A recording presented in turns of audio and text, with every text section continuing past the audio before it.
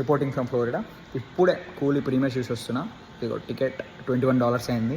Movie గురించి ఒక్క ముక్కలో చెప్పాలంటే ఇది ఒక రొటీన్ రివెంజ్ డ్రామా కూడా కాదు, ఒక చిన్న లైన్తో మొత్తం 3 గంటలు కూర్చోబెట్టిండు. కానీ సెకండ్ కన్సిక్యూటివ్ టైం మన లోకేష్ కనకరాజ్ మనల్ని దెబ్బేసిండు ఆఫ్టర్ లియో. ఇది ఒక లియో 2.2 అనొచ్చు. అంత బొక్క స్టోరీ పట్టుకొని మొత్తం సినిమా తీసేసారు ఈ సాంబార్ కాదు. మరి ఇలా అంటే ఎట్లా 1000 crores వచ్చేది? అసలు ఖైదీ విక్రమ్ ఆయన తీసిండా అనే క్వశ్చన్ మార్క్ వస్తుంది. అసలు స్టోరీ ఏం లేదు. రజనీకాంత్తో సినిమా తీయాలి అని చెప్పి